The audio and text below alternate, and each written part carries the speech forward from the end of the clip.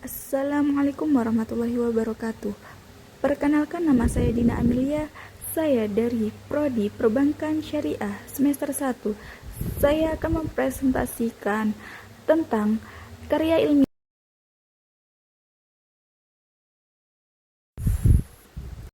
Saya akan menerangkan tentang karya ilmiah.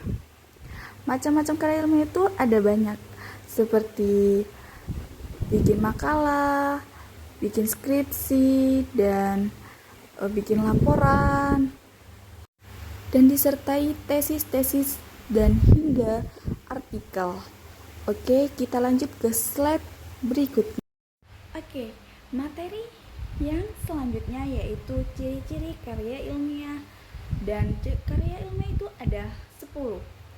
Nah, terterangkan di samping yaitu sistematis, logis, objektif, faktual, efektif, esensial, reproduktif, tidak emotif, menggunakan bahasa baku, menggunakan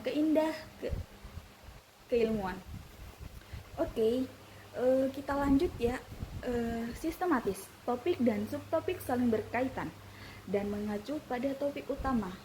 Logis, disusun berdasarkan urutan yang konsisten dan sesuai dengan hasil penelitian atau pengkajian.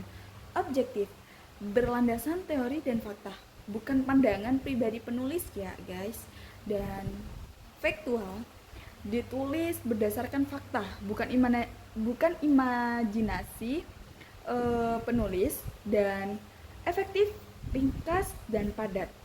Terus esensial, menggunakan kata atau kalimat yang penting dan mudah dipahami.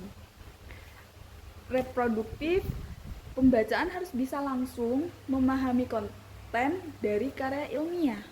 Dan tidak emotif, tidak melibatkan aspek perasaan dari penulisan.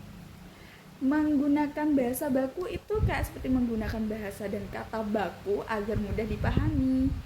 Dan menggunakan keindahan ilmuwan itu kayak menggunakan istilah-istilah akademik dari bidang penelitian si penulis. Oke, kita lanjut ya ke slide berikutnya. Oke guys, tadi kan ciri-cirinya. Sekarang saya akan ngasih tahu solusi bikin karya ilmiah itu seperti apa. Struktur penulisan. Tulisan ilmiah pasti membutuhkan struktur guys ya.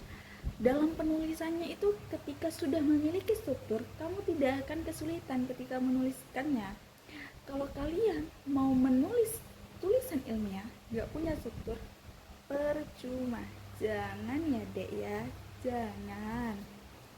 Oke, kita lanjut. Yang pertama itu topik. Lihat ya di samping. Saat akan menulis karangan yang perlu kamu lakukan pertama kali itu adalah menentukan topik. Syarat pemilihan topik adalah ada manfaat dan layak dibahas, menarikkan, punya pengetahuan memadai soal topik tersebut, tidak sulit untuk mendapatkan bahannya, dan tidak terlalu luas ataupun sempit ya guys. 2. Pembatasan topik. Supaya tidak terlalu luas dalam penulisan ilmiah itu perlu melakukan pembatasan topik.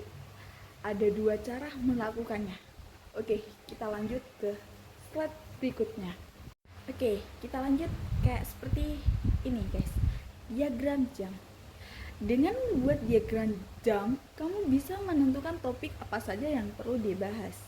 Seperti namanya, kamu bisa menggambarkan jam dengan menuliskan topik besar di bagian tangan.